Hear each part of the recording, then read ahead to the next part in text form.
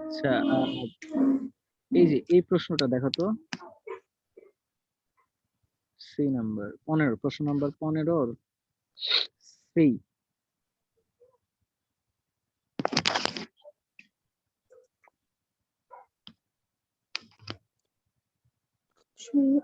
গঠিত অর্ধকোষ বিক্রিয়া কোষ বিক্রিয়া লেখো।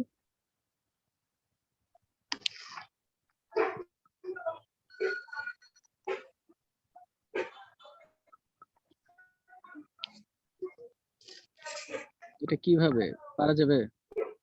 উদ্দীপকে অ্যালুমিনিয়াম পাত্রে সংগঠিত পারবো ভাইয়া। কোষ বিক্রিয়া, এটা ওই যে বলো।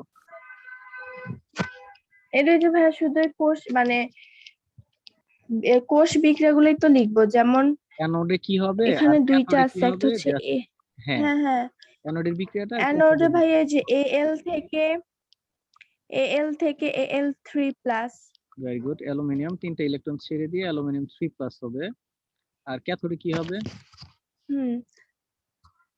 ওই যে Mn2+ থেকে Mn হবে। ভেরি গুড, এই তো হয়ে গেছে, শেষ। Mn2+, 2টা ইলেকট্রন গ্রহণ করবে, গ্রহণ করে Mn হবে। এরপর কি করব? 2টা যোগ করব, তাই তো? জি ভাইয়া। যোগ করার আগে কি করা লাগবে বলো? ওই যে সমতা করে নিতে হবে। এক্স্যাক্টলি। সো এটাকে ধরো, এখানে 2, এখানে 2 6, এখানে 2, 3 এটা 3, এটা 6, এটা 3, দেন 2টা যোগ করলে হবে 2 অ্যালুমিনিয়াম প্লাস 3 Mn2+, আর এই পাশে হবে কি 2 অ্যালুমিনিয়াম 3+ প্লাস 3 Mn। এটাই তো, তাই না? সো এটা অ্যানোড বিক্রিয়া, এটা ক্যাথোড বিক্রিয়া, জি আর এটা হচ্ছে ভাইয়া। কোষ বিক্রিয়া। এটা হচ্ছে কোষ বিক্রিয়া। অ্যানোডের যে বিক্রিয়াটা আছে এটাই হচ্ছে অ্যানোড অর্ধকোষ বিক্রিয়া আর কি। হ্যাঁ, অ্যানোড অর্ধকোষ বিক্রিয়া, আর ক্যাথোড জি অর্ধকোষ ভাইয়া। বিক্রিয়া, আর নিচেরটা হচ্ছে আর কোষ এটা হচ্ছে বিক্রিয়া। ক্যাথোড অর্ধকোষ বিক্রিয়া। জি, এই 3টা লিখলেই হয়ে যাবে। ওকে, জি ভাইয়া বুঝছি। পারছো। আর ডি নাম্বার কি হবে? আমরা একটু আনসারটা দেখে আসি যে আমাদেরটা ঠিক আছে কিনা। কিছুদিন পর আচ্ছা ভাইয়া। আচ্ছা, সি নাম্বার আনসার এই যে একদম উপরে অ্যানোড অর্ধকোষ বিক্রিয়া, তুমি যেটা বললা সেটাই। অ্যালুমিনিয়াম 3টা ইলেকট্রন ছেড়ে দিয়ে অ্যালুমিনিয়াম 3+ হবে। আর এই যে ক্যাথোড অর্ধকোষ বিক্রিয়া, Mn2+ থেকে 2টা ইলেকট্রন গ্রহণ করে Mn হবে। গুড। এখন 4 নাম্বারটা বলো, 4 নাম্বারটা পারা যাবে কি? 4 নাম্বার হচ্ছে ভাইয়া যে উদ্দীপক হলে কিছু ওইটা হচ্ছে ভাইয়া ওই নিয়মে যে ফার্স্টে ই মানে E cell is greater than 0 or less than 0, so এটা ওইভাবে ম্যাথ করে হ্যাঁ, আর কি। ম্যাথ করে এটা করো। এখন মুখে মুখে একটু নাকি বলো তো কিভাবে করবা।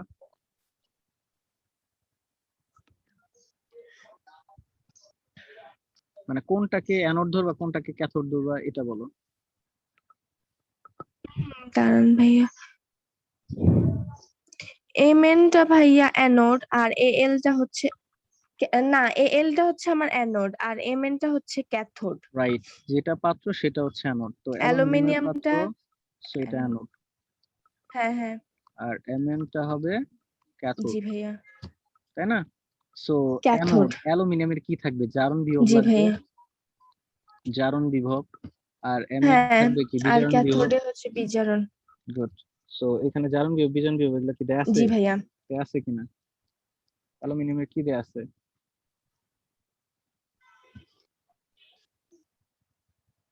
অ্যালুমিনিয়াম প্রমাণ প্রমাণ বিজারণ দেওয়া আছে ভাইয়া। অ্যালুমিনিয়ামের কি দেয়া আছে? জারণ না না, বিজারণ? প্রমাণ জারণ দেওয়া আছে। হ্যাঁ, অ্যালুমিনিয়ামের কিন্তু দেয়া আছে জারণ জারণ। ভাইয়া, জারণ। রাইট, এটা জারণই দেয়া আছে। আর ম্যাঙ্গানিজের কি দেয়া আছে? জারণ না বিজারণ? এটারও জারণ দেওয়া আছে ভাইয়া, বিজারণ করে নিতে হবে। সো বিজারণ করলে এটা হবে মাইনাস, কত হবে? মাইনাস 1.18। আর জি অ্যালুমিনিয়ামের ভাইয়া। কত? 1.66। তো দুইটা যোগ সিক্স করলে কত সিক্স হবে? দুইটা যদি যোগ করে দেই তাহলে জারণ বিজারণ মানে কোষ বিভব পাবো। যোগ করলে হয়ে যাবে 84.48 প্লাস 0.48, 0.48। রাইট? প্লাস জি ভাইয়া। 0.48, তাহলে কি পজিটিভ আসবে না? জি ভাইয়া। তাহলে কি পাত্রে রাখা যাবে? রাখা যাবে না, কারণ রাখলে কি হয়ে না যাবে, ভাইয়া রাখা পাত্রটা যাবে ছিদ্র না, হয়ে ছিদ্র যাবে। হয়ে যাবে। কারণ কি, এই যে তাহলে দেখো উল্লিখিত পাত্রটি কিছুদিন পর ছিদ্র হয়ে যাবে। কেন ওরা চাইছে, কেন কেন ছিদ্র হবে? কারণ ভাইয়া ওই যে যেহেতু আমার E naught cell is greater than 0, যার কারণে যে অ্যালুমিনিয়ামে মানে জারিত হয়ে অ্যালুমিনিয়াম আয়নে পরিণত হবে, যেহেতু অ্যালুমিনিয়াম হচ্ছে আমার আহ মানে সক্রিয়, ভেরি হ্যাঁ গুড। বেশি সক্রিয়, হ্যাঁ, অ্যালুমিনিয়ামের যেহেতু সক্রিয়তা বেশি, যার রাইট, কারণে মানে বিক্রিয়া স্বতঃস্ফূর্ত ভাবে সংঘটিত হবে। Very good, very good. So যেহেতু ই নট সেল এর মানটা গ্রেটার দেন 0 হবে, তার মানে কোষ বিক্রিয়াটা স্বতঃস্ফূর্ত হবে। দ্যাট মিন্স অ্যালুমিনিয়ামের পাত্র যদি হয়, এই পাত্রের মধ্যে যদি ম্যাঙ্গানিজ সালফেট এই দ্রবণটা রাখা হয়, তখন এখানে আসলে তৈরি হবে অ্যালুমিনিয়াম সালফেট, Al2SO4 3 প্লাস হচ্ছে Mn, এটাই তৈরি হবে, তাই না? দ্যাট মিন্স এই জি ভাইয়া। অ্যালুমিনিয়াম 3+ হয়ে যাবে, তার মানে অ্যালুমিনিয়ামের পাত্রটা ক্ষয় হয়ে যাবে। কারণ হচ্ছে এই অ্যালুমিনিয়ামটা ম্যাঙ্গানিজের তুলনায় বেশি সক্রিয়, তাই না? জি জি ভাইয়া। এই তো, এই হ্যাঁ কথাগুলো লিখলেই হয়ে যাবে। ওকে, জি ভাইয়া বুঝছি। যাক, তাহলে মোটামুটি পারাই যাবে। পারবো ভাইয়া। আচ্ছা, তো এই যে যেমন এইখানে খেয়াল করে দেখো যে ওরা উত্তরটা কি লিখছে, আমরা এক নজর যদি দেখে নিই, যে এই যে দেখো, উদ্দীপকের অ্যালুমিনিয়াম পাত্রে ম্যাঙ্গানিজ সালফেট দ্রবণ রাখা আছে। সো অ্যালুমিনিয়াম পাত্রটি তখন কিছুদিন পর ছিদ্র হয়ে যাবে যখন পাত্রটি অ্যানোড হিসেবে ক্রিয়া করবে। কারণ অ্যালুমিনিয়াম পাত্র এই যে বিক্রিয়াটা দিয়ে দিচ্ছে, অ্যালুমিনিয়াম যদি অ্যানোড হিসেবে কাজ করে তাহলে অ্যালুমিনিয়াম থেকে অ্যালুমিনিয়াম 3+ হবে, Mn2+ থেকে Mn হয়ে যাবে। এবং এখানে ওরা কোষ বিভবটা বের করে দিয়েছে 0.48। যেহেতু স্বতঃস্ফূর্ত, তাই অ্যালুমিনিয়াম পাত্র হতে অ্যালুমিনিয়াম পরমাণু ইলেকট্রন ত্যাগ করে অ্যালুমিনিয়াম 3+ হয়ে আয়ন রূপে দ্রবণে চলে আসবে। ফলে দীর্ঘদিন রেখে দিলে ম্যাঙ্গানিজ সালফেট দ্রবণ যদি দীর্ঘদিন রেখে দাও ছিদ্র হয়ে যাবে। বুঝতে পেরেছো? জি ভাইয়া বুঝছি। সো আনসার গুলো এইভাবে লিখতে হবে, একদম প্রিসাইজলি লিখলেই হয়ে যাবে। ওকে, আচ্ছা ঠিক আছে ভাই। সো চতুর্থ চ্যাপ্টার থেকে বেসিক্যালি এগুলাই ছিল, মোটামুটি এই টাইপের কোশ্চেন গুলাই আসে। তো তুমি যেটা করবা, তোমার গাইডটা তো মানে রিসেন্ট হুম ইয়ারের, তুমি যেটা করবা বোর্ড কোশ্চেন গুলা 2018, 19, 19 সালে কি বোর্ড কোশ্চেন গুলা দেয়া আছে তোমার গাইডে? 19 আছে তো ভাইয়া, আচ্ছা 19-এরটা আছে। আচ্ছা, তাহলে টেস্ট 18, পেপার কি 19। আছে তো ভাইয়া, তো 19 টা আছে। ওকে, তাহলে টেস্ট পেপার থেকে প্রশ্ন, হ্যাঁ, আরো দেখবা যে একটু ডিফারেন্ট টাইপের কোনো প্রশ্ন পাওয়া যায় কিনা। এটা যদি করো এখন, তাহলে দেখবা ইন ফিউচারে গিয়ে এই আচ্ছা চ্যাপ্টার থেকে আর প্রবলেম হবে না। ওকে, আচ্ছা ঠিক আছে ভাইয়া। আচ্ছা, এখন আমাকে বলো যে কোন চ্যাপ্টারটা আমরা পড়বো। ওই যে ভাইয়া ফার্স্ট পেপারের 5 অধ্যায়। ফার্স্ট পেপারের 5 অধ্যায়, অধ্যায় নাম জানো? জি ভাইয়া। নাম কি? না ভাই। চ্যাপ্টার নাম হচ্ছে কর্মমুখী রসায়ন।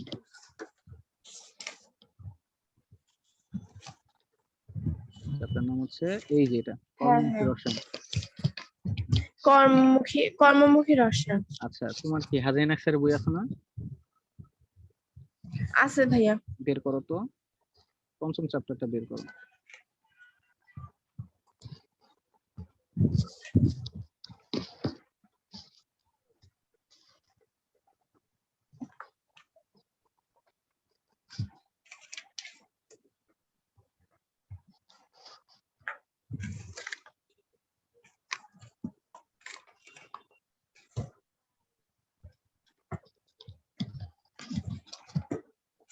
করছি ভাইয়া। আচ্ছা, কি আছে?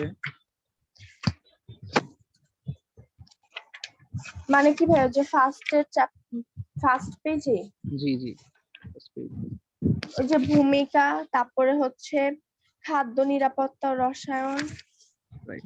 প্রিজারভেটিভস ও খাদ্য সংরক্ষণ কৌশল। কিন্তু ভাই আমাদের তো এই চ্যাপ্টার ফুল দেয়, মানে বোর্ডের জন্য আর কি ফুল দেয় নাই, আচ্ছা, আর কতটুকু দিছে? অ্যাডমিশনের জন্য তো সবই করতে হবে। দাঁড়ান ভাই একটু দেখি। আছে তোমার কাছে? আছে ভাইয়া। আচ্ছা, ওকে। আমরা আজকে যেটা করব, ওই যে বলো। আমার কাছেও আছে। আখ বা খেজুর, হুম, আচ্ছা আখ বা খেজুরের রস থেকে ওই যে মল্ট ভিনেগার প্রস্তুত। হুম, তারপরে হচ্ছে ভিনেগারের খাদ্যদ্রব্য সংরক্ষণের রসায়ন ব্যাখ্যা, খাদ্যদ্রব্য সংরক্ষণে ভিনেগারের গুরুত্ব, আর ওই যে ইথানোয়িক অ্যাসিড থেকে ভিনেগার। এই তিনটাই। তিনটা না, চারটা ভাইয়া। এই ও চারটাই। হ্যাঁ তিনটা, 4 নাম্বারটা তো প্র্যাকটিক্যাল। তিনটা ভাইয়া, তিনটা। ওকে। কিন্তু ভাই অ্যাডমিশনের জন্য তো পড়াই লাগবে, তো সবই করি। হ্যাঁ, অবশ্যই সবই পড়তে হবে, মানে এইগুলা হচ্ছে আপাতত আগে পড়তে হবে, বুঝছো? জি ভাইয়া। এইগুলো হচ্ছে আগে পড়া আর কি, কোনটা আগে কোনটা পরে এই। আচ্ছা, আমরা আজকে যেটা পড়বো সেটা হচ্ছে তোমার, আজকে পড়বো আমাদের এই চ্যাপ্টার থেকে যে জ্ঞানমূলক যে প্রশ্নগুলো আসে, জ্ঞানমূলক বা হচ্ছে ক নাম্বার, ক এবং খ নাম্বার যে প্রশ্নগুলো আসে, এই প্রশ্নগুলো একটু দেখবো। ওকে। দেখো কি দেখা যাচ্ছে, আমি এগুলো তোমাকে দিয়ে দিব সব। আচ্ছা, খাদ্য নিরাপত্তা কাকে বলে? দেন প্রিজারভেটিভস, প্রাকৃতিক রাইট। প্রিজারভেটিভস, কৃত্রিম খাদ্য প্রিজারভেটিভস। হ্যাঁ, হচ্ছে antioxidant, numeric, curing, vinegar, formalin. Okay. আচ্ছা, আমরা একটু প্রথম থেকে প্রশ্নগুলো একটু দেখি। ওকে। ওকে ভাইয়া।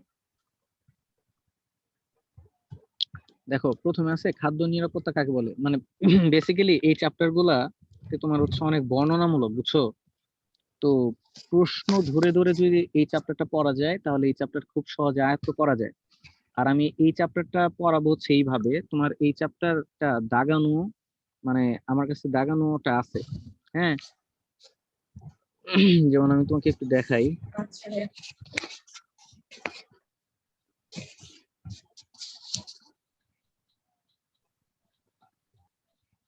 এই যে, তো খেয়াল করো এরকম করে দাগানো আছে।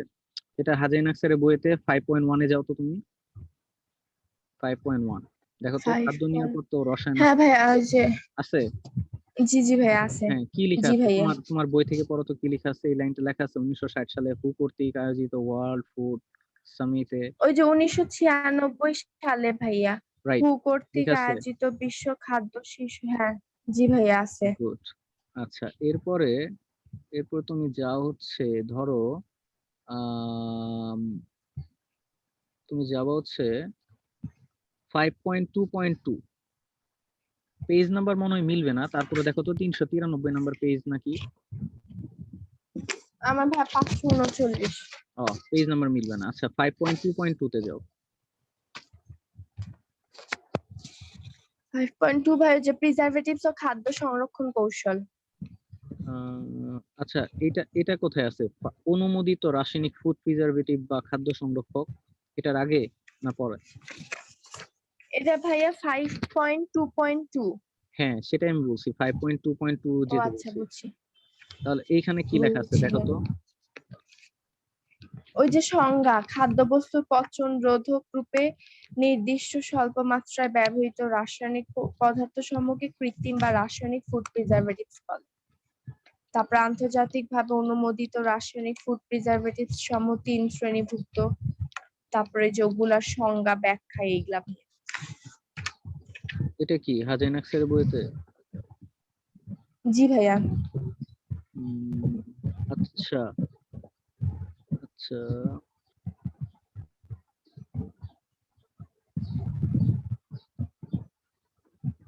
আচ্ছা, ইয়েতে যাও তো, তোমার হচ্ছে 5.3-তে যাও তো।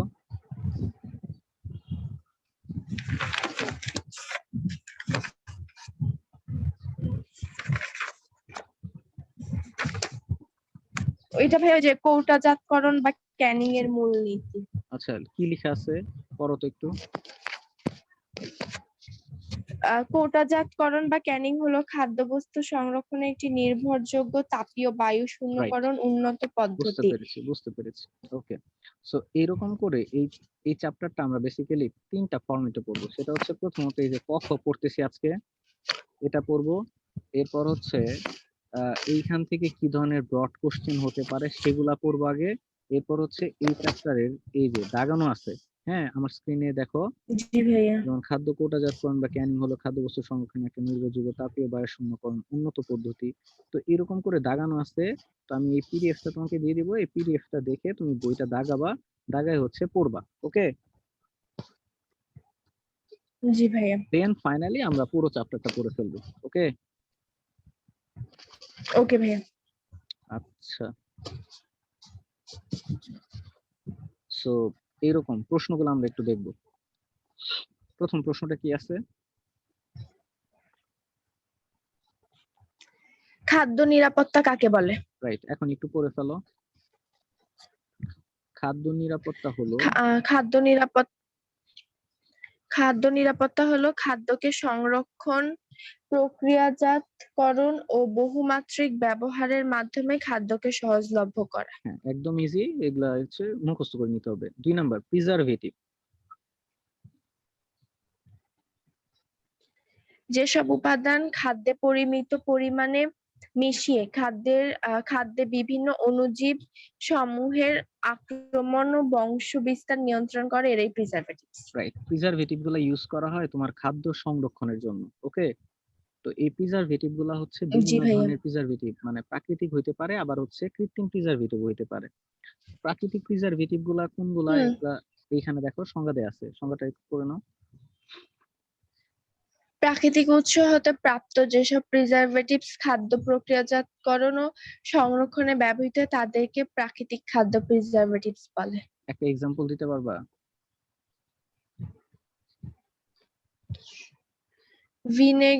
ভিনেগার তো ল্যাবে তৈরি। বলো। হ্যাঁ, একটা প্রাকৃতিক প্রিজারভেটিভ। সরিষার তেল। ভেরি গুড, সরিষার তেল তেল। হইতে পারে, বা হতে পারে লবণ। হ্যাঁ, লবণ দিয়ে লবণ, হ্যাঁ ভাইয়া। মাছ সংরক্ষণ করা হয় না? লবণ কিন্তু একটা প্রাকৃতিক জি প্রিজারভেটিভ। ভাইয়া। ওকে, হুম আচ্ছা, হুম। এরপরে হচ্ছে ওকে কৃত্রিম ভাইয়া। প্রিজারভেটিভ। যেসব রাসায়নিক দ্রব্য খাদ্য সংরক্ষণে ব্যবহৃত হয় তাদেরকে কৃত্রিম খাদ্য প্রিজারভেটিভস বলে, যে ভিনেগার, হ্যাঁ, তারপর তারপরে হচ্ছে বিভিন্ন ভিনেগার অ্যাসিড কিন্তু একটা প্রাকৃতিক প্রিজারভেটিভ। হ্যাঁ, ভিনেগার ভাইয়া ইয়াতে বানানো তৈরি যায়। করেন ওই রাইট, যে হ্যাঁ, মিথাইল। হ্যাঁ ভিনেগার দেখো তুমি প্রকৃতি থেকে কিন্তু বানানো হয় ভিনেগারটা। হ্যাঁ, ল্যাবরেটরিতেও করা হয়, তবে ভিনেগার একটা হচ্ছে ভিনেগার, তবে ভিনেগারটা বানানো হয় কিভাবে এটা জানো? ওই যে ভাইয়া 9-10 ছিল কিন্তু তারপরে ভুলে গেছি। আচ্ছা, ভিনেগার কোন উৎস থেকে বানানো হয় এটা জানো? ইথানোয়িক অ্যাসিড থেকে। ইথানোয়িক অ্যাসিড থেকে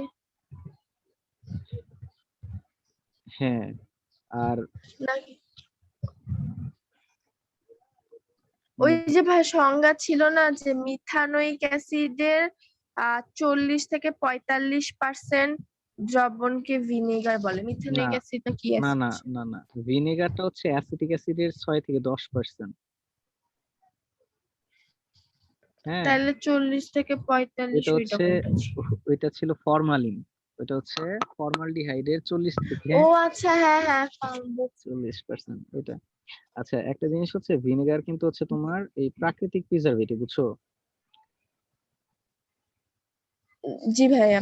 কারণ হচ্ছে কিন্তু তোমার ভাই এটাও তো তৈরি তো করতেছি আমি ভিনেগার, ল্যাব। হ্যাঁ ভিনেগারটা আসলে পাওয়া যায় কই থেকে দেখো, বিভিন্ন যে ফলমূল আছে, হ্যাঁ বিভিন্ন যে জি ভাইয়া। বিভিন্ন ধরনের শস্য আছে, যেমন মনে করো ভিনেগার তোমার তৈরি করা যেতে পারে এই যে আছে না, চাল আছে না, চালের গুঁড়া থেকে তুমি ভিনেগার তৈরি করতে পারবে। কারণটা হচ্ছে, ধরো মদ মদ বানানো হয় কোথা থেকে এটা জানো তো? চালের গুঁড়া থেকে, চালের আচ্ছা। গুঁড়া থেকে মদ বানানো যেতে পারে। তারপর হচ্ছে বিভিন্ন ধরনের ভাত থেকে। ভাত চালের থেকে, গুঁড়া, হ্যাঁ এক্স্যাক্টলি, মানে যাই হোক। ভাত, ভাত থেকে, তো ভাত থেকে মদ তৈরি করা যায়, এবং মদ থেকেও কিন্তু তোমার হচ্ছে মদ মানে কি ইথানল, আর ইথানল ইথানল থেকে জি কিন্তু ভাইয়া। ইথানোয়িক অ্যাসিড তৈরি করা যায়। ইথানোয়িক অ্যাসিড, আর ইথানোয়িক অ্যাসিডের থেকেই কিন্তু বেসিক্যালি ভিনেগারটা তৈরি করা হয়, ঠিক আছে?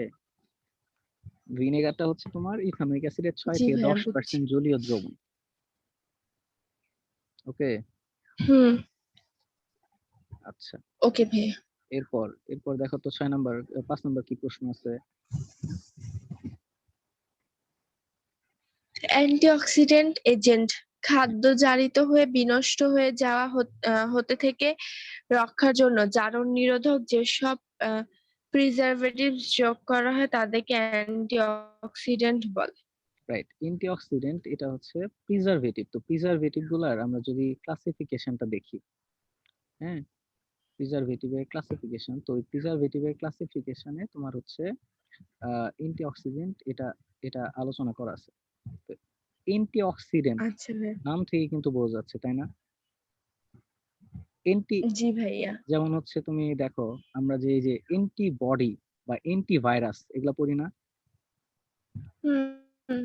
হ্যাঁ, এরকম যে একটা ভাইরাসকে প্রতিহত করার জন্য যে জিনিসটা ব্যবহার করা হচ্ছে সেটা হচ্ছে অ্যান্টিভাইরাস। তো এইরকম হচ্ছে তোমার এই বিভিন্ন ধরনের যে ব্যাকটেরিয়া আছে, হ্যাঁ, তো এই ব্যাকটেরিয়া গুলার বিরুদ্ধে আহ, বা এই ব্যাকটেরিয়া গুলা হচ্ছে তোমার যে প্রিজারভেটিভ দিয়ে তোমার হচ্ছে করা হচ্ছে, এই প্রতিহত করা হচ্ছে, সেগুলো হচ্ছে অ্যান্টিঅক্সিডেন্ট। তো ইয়েতে যাও, তোমার বইয়ের 5.2.2 তে যাও।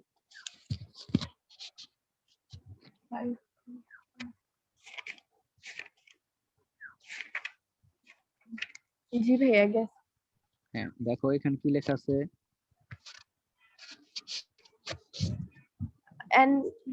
অ্যান্টিঅক্সিডেন্ট এজেন্ট, দাঁড়ান ভাইয়া। 5.2.2।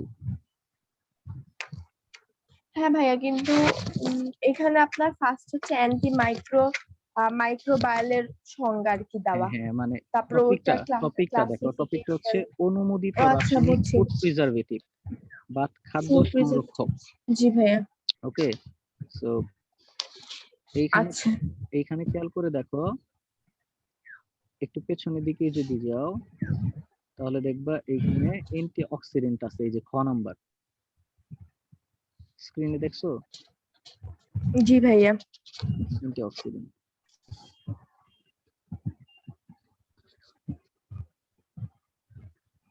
জি ভাইয়া, দেখছি। আচ্ছা এখানে একটু পড়ে নাও তো কি লেখা আছে অ্যান্টি অক্সিডেন্ট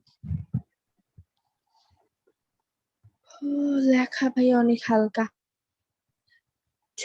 বইতে পড়ো। চর্বি বা লিপিড অণুর অ্যান্টিঅক্সিডেন্ট, দাঁড়ান ভাইয়া বের করুন।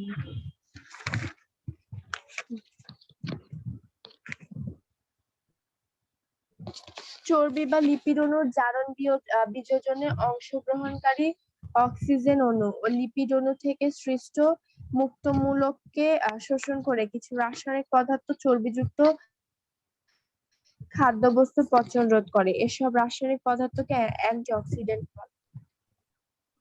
মোটামুটি কি বোঝা গেছে? কিছু বুঝলা? জি ভাইয়া, কি বুঝছো? কিছুটা বুঝছি ভাইয়া। জারণ বিযোজনের ফলে অক্সিজেন অণু আর লিপিড অণু সৃষ্টি হয়, যা হচ্ছে মুক্তমূলককে শোষণ করে রাসায়নিক পদার্থ চর্বিযুক্ত খাদ্য বস্তু পচন রোধ করে। হ্যাঁ, মানে ব্যাপারটা যেসব হচ্ছে খাবার চর্বিযুক্ত ওইসব খাবারের পচন রোধ। এক্স্যাক্টলি। তো বেসিক্যালি এখানে অক্সিজেন ইউজ করা হয়, অক্সিজেন ব্যবহার হয় বলে এটাকে অ্যান্টি অক্সিডেন্ট বলে। এনিওয়ে, আমরা হচ্ছে একটু জাস্ট প্রশ্নগুলো দেখবো, হ্যাঁ, পরে ইয়েতে যাব, ডেসক্রিপশনে পরে যাব।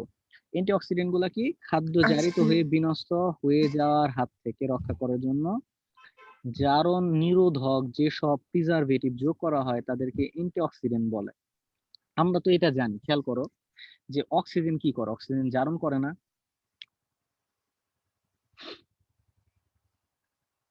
অক্সিজেন কি করে? জি ভাইয়া। অক্সিজেন জারণ করে, ঠিক আছে। সো জারণ করে। এই অ্যান্টি অক্সিডেন্ট গুলা তোমার হচ্ছে জারণ যেন না হয়, সেই কাজটা করে হচ্ছে এই অ্যান্টিঅক্সিডেন্ট গুলা। ওকে, জি ভাইয়া। 6 নাম্বারটা দেখো কি আছে, অ্যান্টি মাইক্রোবিয়াল এজেন্ট। খাদ্যদ্রব্যকে ব্যাকটেরিয়া, তারপর হচ্ছে মোলস বা ইস্ট, এদের বৃদ্ধি প্রতিহত করতে যেসব প্রিজারভেটিভ যোগ করা হয় তাদেরকে বলা হয় microbial agent, anti microbial agent. Okay, anti microbial, micro okay যেগুলো আছে, ভাইয়া। মানে ক্ষুদ্র ক্ষুদ্র যে অণুজীব গুলো আছে, মানে ব্যাকটেরিয়া বা মোল্ড, হ্যাঁ, বা ইস্ট, তো এইগুলার প্রতিহত করতে যে প্রিজারভেটিভ গুলা ব্যবহার করে তাদেরকে বলা হয় অ্যান্টি মাইক্রোবিয়াল এজেন্ট। ওকে,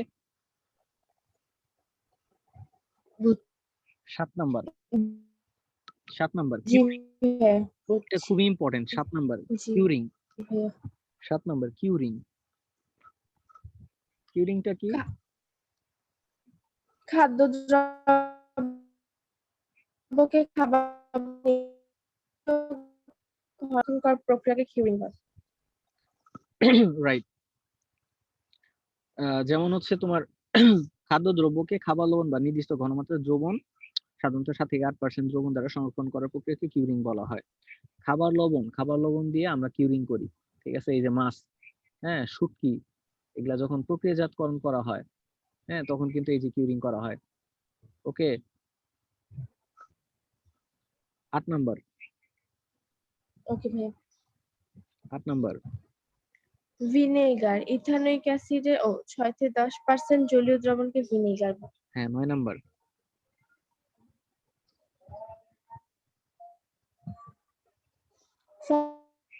ফরমালিন 40% HCHO এর জলীয় দ্রবণকে ফরমালিন বলে। HCHO নাম কি? মিথানল বা হ্যাঁ মিথানলের জলীয় দ্রবণকে ফরমালিন। রাইট, এগুলা কিন্তু একদম মাথায় রাখতে হবে। এগুলো ক নাম্বারে আসতে পারে, আবার হচ্ছে তোমার এমসিকিউ তো আসতে পারে। ওকে, 10 নাম্বার আচ্ছা, টক্সিন, অণুজীব দেহ হতে নিঃসৃত এনজাইমে এক ধরনের বিষাক্ত উপাদান, একে টক্সিন বলে। এটা পারার কথা, টক্সিন মানে বিষাক্ত এনজাইম। টক্সিন হচ্ছে এক ধরনের বিষাক্ত এনজাইম, জি ভাইয়া। বিষাক্ত উপাদান। 11, ফুড পয়জনিং। বিষাক্ত এনজাইম, জি ভাইয়া। ফুড পয়জনিং, যেহেতু কোনো ধরনের খাদ্যে টক্সিন মিশ্রিত হওয়াকে ফুড পয়জনিং বলে। এটা খুব ইজি জিনিস, ফুড পয়জনিং কি এটা মোটামুটি জানো, তাই না? যেমন ব্যাকটেরিয়া, ভাইরাস, এগুলো দিয়ে তোমার খাবার যে পচে যায়, বা অণুজীব দিয়ে, বিভিন্ন ধরনের অণুজীব দিয়ে যে খাবার পচে যায়, তো এগুলো হচ্ছে ফুড পয়জনিং হয়। 12 নাম্বারটা,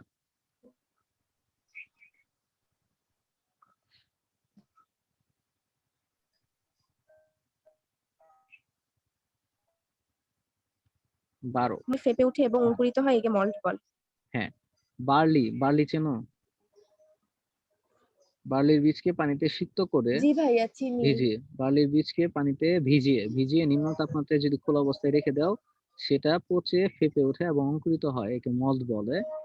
আর এই মল্ট থেকে যে ভিনেগারটা পাওয়া যায় সেটাকে বলে মল্ট ভিনেগার। ওকে,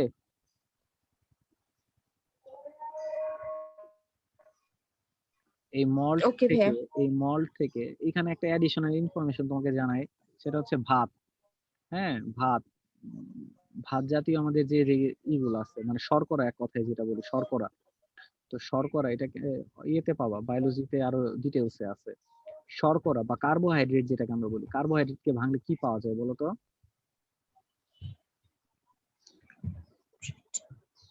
সর ভুলে গেছি। কার্বোহাইড্রেট, গ্লুকোজ, ফ্রুক্টোজ, মল্টোজ, এগুলা পাওয়া যায় না? ল্যাকটোজ। ল্যাকটোজ, হ্যাঁ। জি ভাইয়া। আচ্ছা, ওই যে মল্টে কিন্তু তোমার হচ্ছে এই এইগুলাতে তোমার হচ্ছে ফাইনালি এই যে মল্ট, এদেরকে তুমি ভাঙতে ভাঙতে ফাইনাল যদি তুমি পাবা হচ্ছে গ্লুকোজ বা ফ্রুক্টোজ পাবা। তো গ্লুকোজ, ফ্রুক্টোজ এগুলা থেকে পরবর্তীতে কিন্তু হচ্ছে তোমার মদ তৈরি করা হয়, যেটা হচ্ছে ইথানল। আর সেই ইথানল থেকে পরবর্তীতে তোমার তৈরি করা হয় হচ্ছে এই যে ভিনেগার। ঠিক আছে, সো আলটিমেটলি মল্ট থেকে ওকে ভাইয়া। ভিনেগার পাওয়া যায়। সো ওই ভিনেগারটাকে বলা হয় মল্ট ভিনেগার বলা হয়।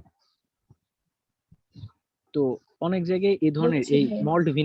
মল্ট ভিনেগার বা ভিনেগার এই টপিকটা কিন্তু খুবই ইম্পর্টেন্ট। এখান থেকে প্রতি বছরই দেখা যায় যে কোশ্চেন হয়। আমি একটু পরে তোমাকে কোশ্চেন দেখাবো, মোটামুটি এখান থেকে কোশ্চেন আসেই। তো এইভাবে উদ্দীপকটা দিয়ে দিতে পারে। 14 নম্বর সাসপেনশন।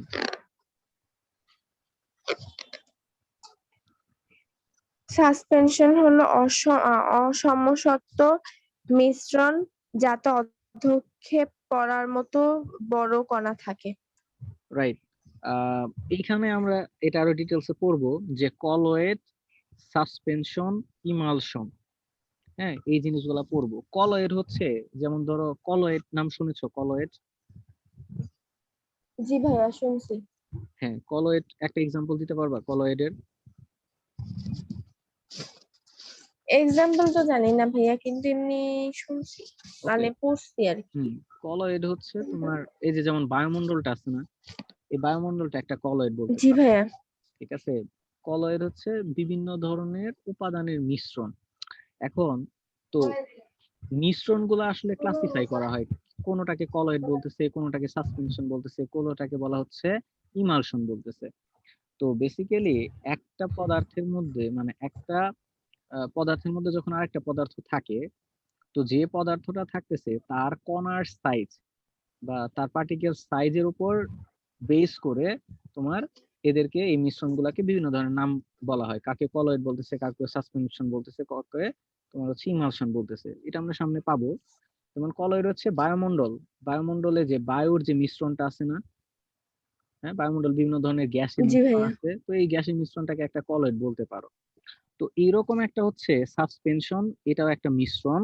তবে সাসপেনশনে তোমার যে কণাগুলো আছে এই কণাগুলার তোমার দেখা যায়। সাসপেনশন হচ্ছে অসমসত্ব মিশ্রণ, অসমসত্ব মিশ্রণ যাতে অদক্ষেপ পড়ার মতো বড় কণা থাকে সাসপেনশন। সাসপেনশনের এক্সাম্পল যদি বলি, তাহলে হচ্ছে তোমার এই পানির মধ্যে তুমি যদি হচ্ছে কাদা দাও, তাহলে কাদার কণাগুলা কি হুম। বোঝা যায় না? পানিটা ঘোলা জি দেখা যায় না, ভাইয়া। পদক্ষেপ পড়ে। তো এটা একটা জি সাসপেনশন। ভাইয়া। পানির মধ্যে বালি, এটা একটা সাসপেনশন হতে পারে। বুঝতে পারছো?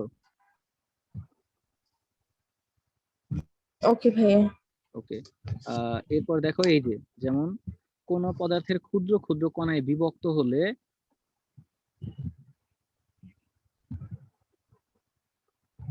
অন্য, হ্যাঁ ভাসমান থাকলে, তা হচ্ছে এরূপ মিশ্রণকে সাসপেনশন বলে। ক্ষুদ্র ক্ষুদ্র কণায় বিভক্ত হলে অথবা ভাসমান যদি থাকে, তখন এদেরকে বলা হচ্ছে সাসপেনশন। মানে আমি যেটা বললাম, তোমার পানির মধ্যে বুঝছি ধরো ভাইয়া। বালি, পানির মধ্যে ধরো বালি আছে এরকম, এটা একটা সাসপেনশন হবে। ওকে। হুম। 15 নাম্বারটা দেখো কলয়েড, এটা ইম্পর্টেন্ট। ওকে ভাইয়া। যেসব অনিয়তাকার পদার্থ এরূপ পর্দা ভেদ করতে পারে না বা পারলেও খুব ধীরে ধীরে সামান্য অংশ ভেদ করে তাকে কলয়েড বলে। আচ্ছা, এইখান থেকে মানে সংজ্ঞাটা এত ক্লিয়ারলি যদিও না বোঝা যায়, ব্যাপারটা হচ্ছে কলয়েডে তোমার হচ্ছে আহ বেসিক্যালি যে তোমার কণাগুলা থাকবে, হ্যাঁ এগুলা হচ্ছে তোমার জি ভাইয়া। আলাদা করা, এত সহজে আলাদা করা যায় না। হ্যাঁ, বুঝছি ভাইয়া। তো এটা হচ্ছে কলয়েড আর কি। 16 নাম্বার এটা পারবা, প্রসাধনী। 17 নাম্বারটা একটু দেখো, 17 নাম্বার।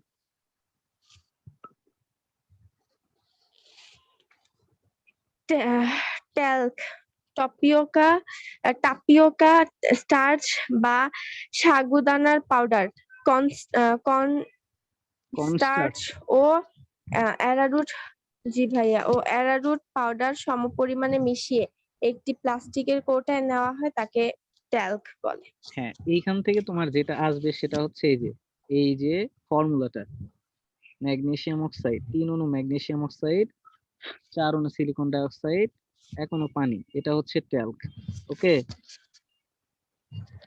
ওকে ভাইয়া। আচ্ছা, স্টার্চ তো বুঝি, তাই না? হ্যাঁ ভাইয়া বুঝি।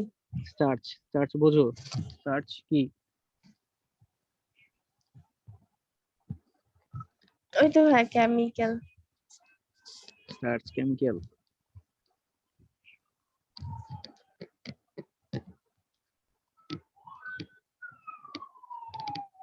স্টার্চ কই পাওয়া যায় বলো তো? স্টার্চ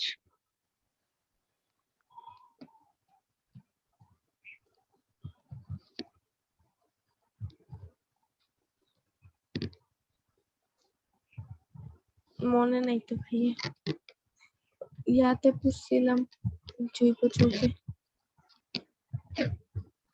আচ্ছা দেখো, স্টার্চটা হচ্ছে একটা কার্বোহাইড্রেট, ঠিক আছে? স্টার্চ হচ্ছে একটা কার্বোহাইড্রেট, অনেকগুলা গ্লুকোজ মিলে একটা স্টার্চ তৈরি হয়। হ্যাঁ, স্টার্চ হচ্ছে একটা পলিস্যাকারাইডও বলা চলে এটাকে। শর্করা বলি না আমরা, শর্করা, বুঝছি ভাই। কার্বোহাইড্রেট বলি জি না, ভাইয়া। এটাই হচ্ছে স্টার্চ। ধান, চাল, জি গম, ভাইয়া। ভুট্টা, হ্যাঁ, এগুলা। বুঝতে পেরেছো? বুঝছি ভাই। আচ্ছা, এইখান থেকে এটা জি খুবই ভাইয়া বুঝছি। ইম্পর্টেন্ট, এই যে যে এটা পেজটা বের হয়ে আছে, স্যাকারিন। আমরা তো স্যাকারিন ব্যবহার করি, স্যাকারিন কোথায় ব্যবহার করে বলো তো? আল্লাহ ভাই, আমার মনে নাই এগুলা। স্যাকারিন ব্যবহার করা হয় খাবার মিষ্টি করার জন্য, ঠিক আছে? খাদ্যদ্রব্য মিষ্টি করার জন্য এই স্যাকারিন হ্যাঁ ব্যবহার করা হ্যাঁ। হয়। জি ভাইয়া আচ্ছা, এইখানে এই সংকেতগুলা বুঝছি। একটু লিখ মুখস্থ করবা, ওকে? স্যাকারিন। ওকে ওকে ভাইয়া।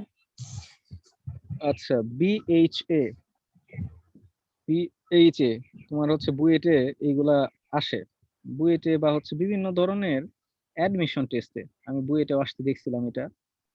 বিএইচএ এর ফুল মিনিংটা কি, আচ্ছা ভাইয়া।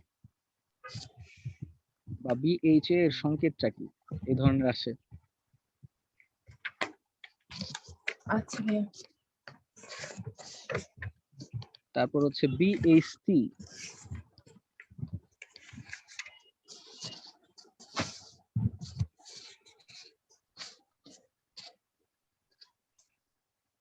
বিএইচএ ফুল মিনিং কি জানো? না ভাইয়া। আচ্ছা, এটা হচ্ছে বিউটাইলেটেড হাইড্রোক্সি অ্যানিসোল। বিউটাইলেটেড হাইড্রোক্সি অ্যানিসোল, এগুলো কিন্তু পরীক্ষা আসবে।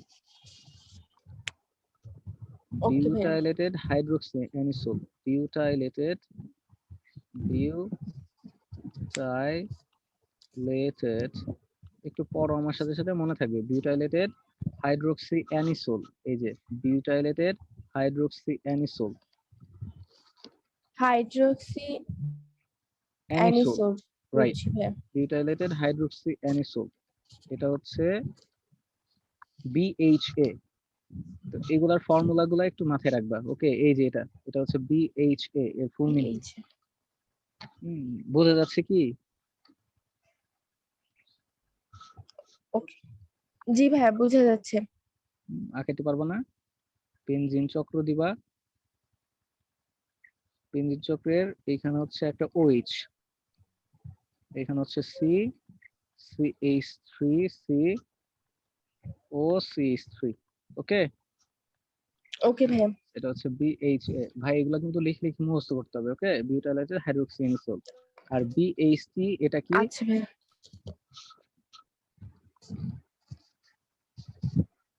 বিউটাইলেটেড হাইড্রোক্সি টলুইন। এক্স্যাক্টলি। তো এটা হচ্ছে বিউটাইলেটেড হাইড্রোক্সি টলুইন।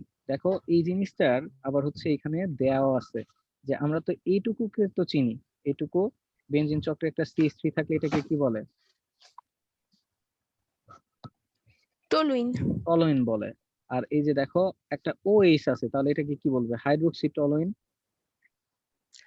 Hydroxy toluene. হ্যাঁ, আর এই যে দুই পাশে, হ্যাঁ, CCH3 3, CCH3 3, এরকম থাকলে এটাকে বলা হয় butylated hydroxy toluene. Butylated hydroxy toluene, toluene. Butylated, okay? Similarly এই যে এটাকে ওকে বলা ভাইয়া। হয় অ্যানিসোল, এটাকে বলা হয় অ্যানিসোল, আর এটাকে বলা হয় হাইড্রোক্সি অ্যানিসোল, ওকে? আর এই পাশে CCH3 আছে, সো এটাকে বলা ওকে হচ্ছে ভাইয়া। বিউটাইলেটেড হাইড্রোক্সি অ্যানিসোল, ওকে? মনে রাখার ইজি, একটু মনে রাখতে হবে লিখে লিখে, ওকে? আচ্ছা ভাইয়া। এটা কিন্তু খুবই ইম্পর্টেন্ট।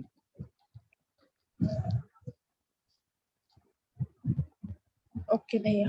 এরপর আর BHQ, TBHQ, এর ফুল মিনিং হচ্ছে টারশিয়ারি বিউটাল হাইড্রোকুইনোন। টারশিয়ারি বিউটাল হাইড্রোকলুইন। হাইড্রোকুইনন। ওকে। ওকে ভাইয়া। আচ্ছা 18 নাম্বার পাস্তোরায়ন। এটা না ইম্পর্টেন্ট।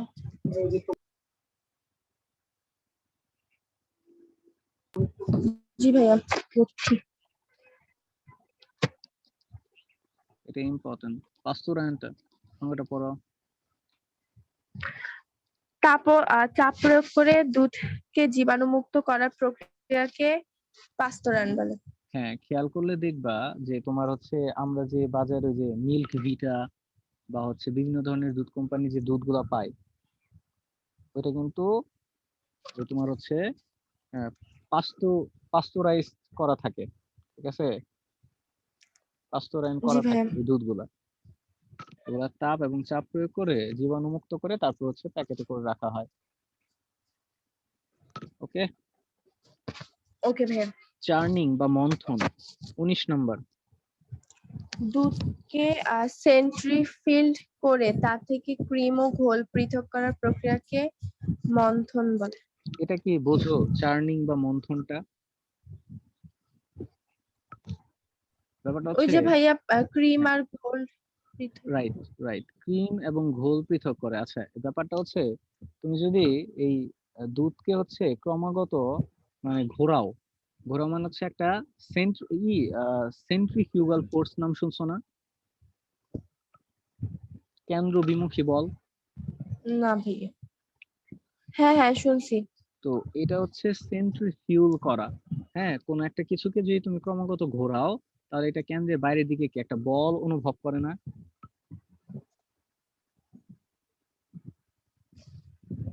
জি ভাইয়া। তো দুধের মধ্যে দুধকে কোন একটা পাত্রে নিয়ে সেটাকে যদি সেন্ট্রিফিউল করা হয় মানে ঘোরানো হয়, হ্যাঁ ক্রমাগত ওই যে নাড়া হয় না দুধ, হুম। দুধ নাড়া হয় না পাতিলের মধ্যে নিয়ে, জি সর জি পরে ভাইয়া। না সর পরে সর।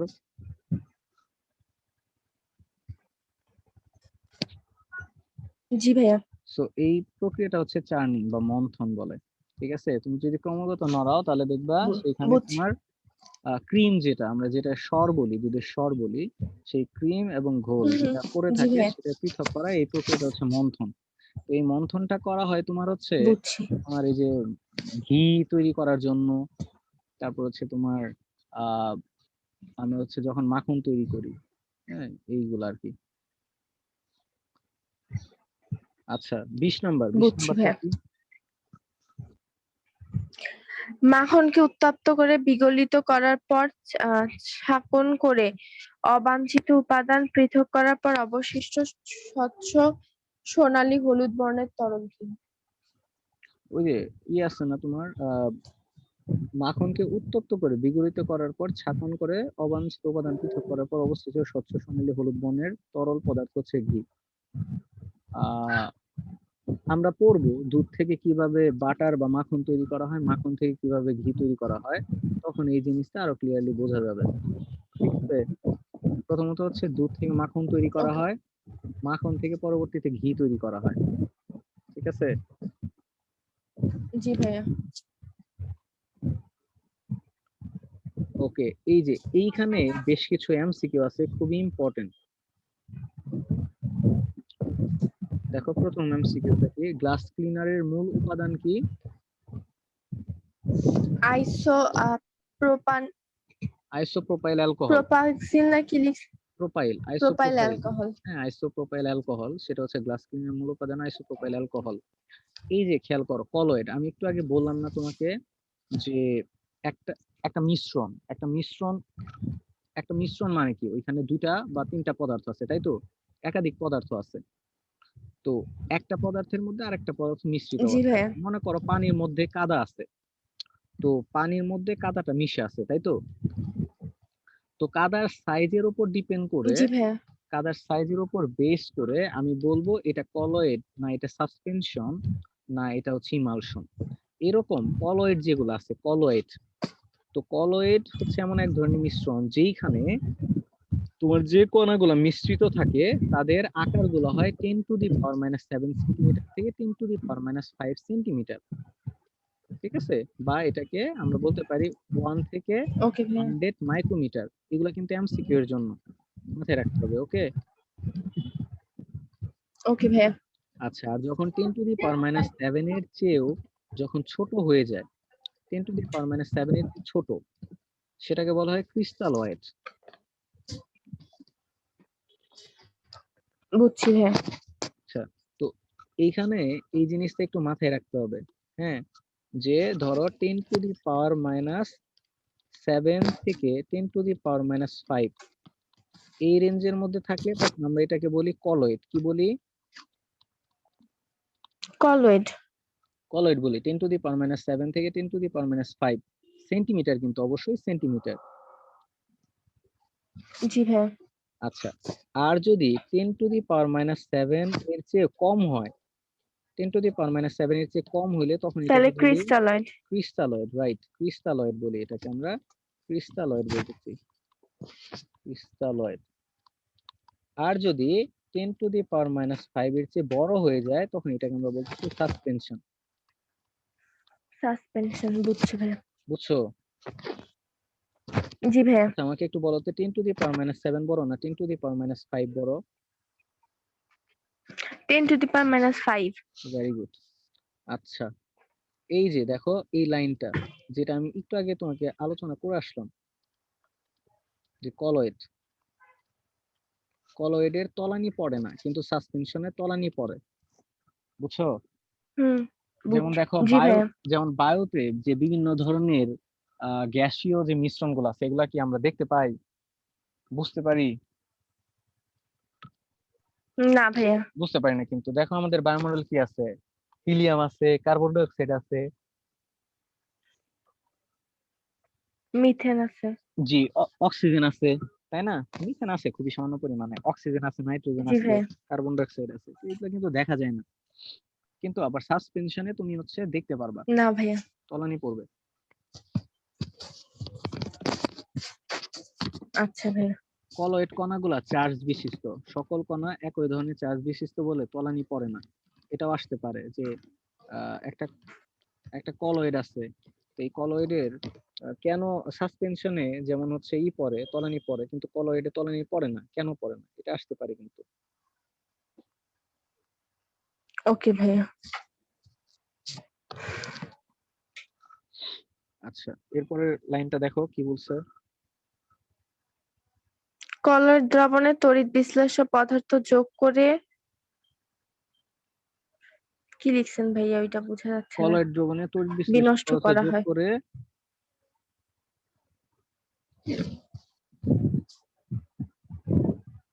সুশিঘাত। না, কলয়েড দ্রবণে তড়িৎ বিশ্লেষ্য পদার্থ যোগ করে সুষিবাদ বিনষ্ট করা হয়। সুষিবাদ,